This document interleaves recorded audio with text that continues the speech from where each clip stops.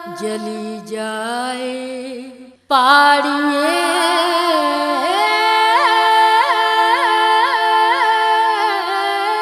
दादीस अमाजी में ओ।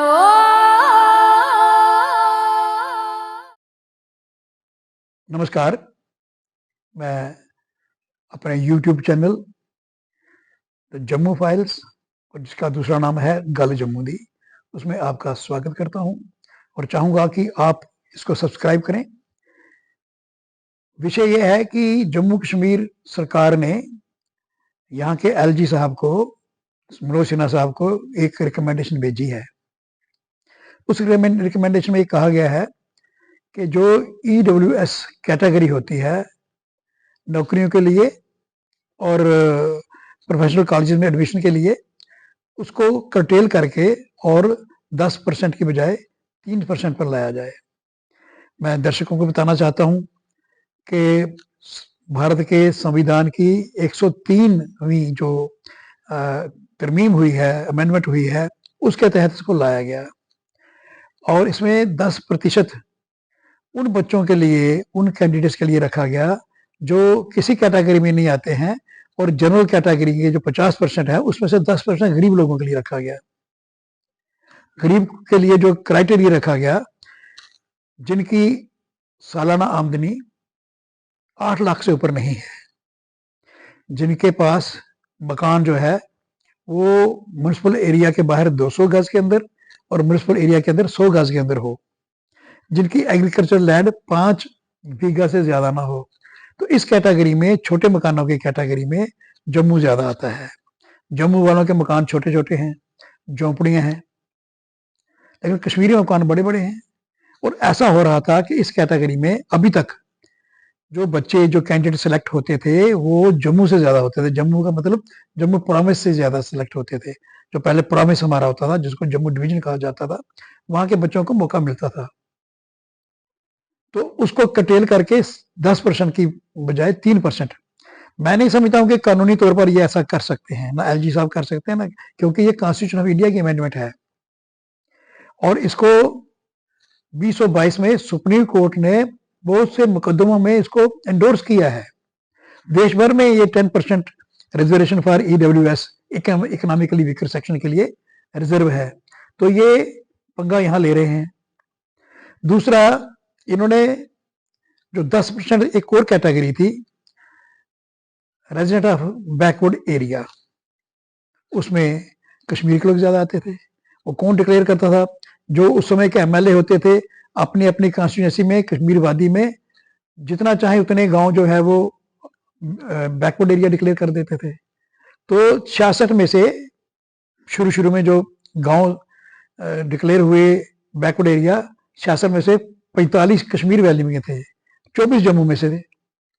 और जम्मू के भी वो पुराने जो 3 डिस्ट्रिक्ट हैं हमारे, रामबन, किश्तवाड़ और डोडा, तो चलो वह पहाड़ी इलाका है, दूर दराज इलाका है और आने जाने के साधन नहीं है, तो वो तो ठीक है। लेकिन जो कर्टेलमेंट अब कर रहे हैं, उनकी रेजिडेंट ऑफ बैकवर्ड एरिया, उनकी कर रहे हैं आप 7% रखेंगे, 3% कट करेंगे। EWS की 3% रखेंगे, 7% कट करेंगे। आपको नहीं लगता इसमें चालाकी है? जम्मू के विरोध में ये बात है। नेशनल कॉन्फ्रेंस की मानसिकता में अभी तक मुस्लिम कॉन्फ्रेंस है ही है। तो ये जो हो रहा है, ये लगातार हो रहा है।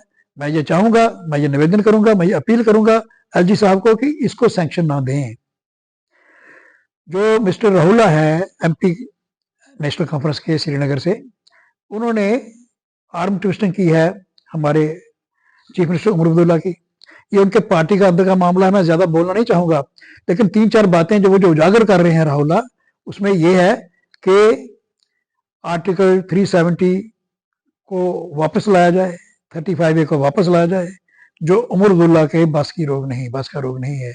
दूसरा ये कहा जाए कि स्टेटहुड के हालात ही नहीं बन रहे हैं, हालांकि कमिटमेंट है सेंट्रल गवर्नमेंट की, लेकिन ऐसे हालात बनाने की कोई प्रयास ही नहीं हो रहा इनकी ओर से।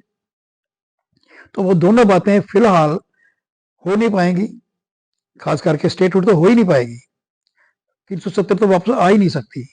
तो ऐसी स्थिति में उसकी इन मांगों पर ध्यान न देते हुए जो उसने रिजर्वेशन का इशू उठाया है, उस पर कभी अलग से भी बात करेंगे, तो उसको कंसोल करने के लिए, उसको सेटिस्फाई करने के लिए, उसको कूल डाउन करने के लिए उन्होंने इकोनॉमिकली वीकर सेक्शन की कैटेगरी में 7% की कटौती करने का प्रपोजल बनाया और 3% रहने दिया। और resident of backward area RBA, वहां भी 7% कट, वहां भी 3% कट करके 7% रहने दिया। तो जिनका फायदा वैली में होता है उसको तो रखा गया, और जिनका फायदा जम्मू के विद्यार्थियों को होता है, जम्मू के कैंडिडेट्स को होता है, उनको कट करने की प्लान है। तो नेशनल ऑफ से पुराना तरीका है। अभी अभी आज ही न्यूज आई है कि जैसे रणजी ट्रॉफी होती है क्रिकेट में, ऐसे ही संतोष ट्रॉफी होती है फुटबॉल में। फुटबॉल जम्मू के बच्चे भी खेलते हैं। हमारे लगभग 1700 टीम यहाँ पे क्लब हैं फुटबॉल के। तो सिलेक्शन हुई, उसमें 64 बच्चे जम्मू के आए, 24 बच्चे श्रीनगर के आए। इसके बाद क्या होना था कि जम्मू में 15 दिन का कैंप लगना था। कैंप के बाद रीट्रायल होना था, उसके बाद स्क्रीनिंग होनी थी, फिर से टेस्ट होना उनका। कुछ नहीं हुआ।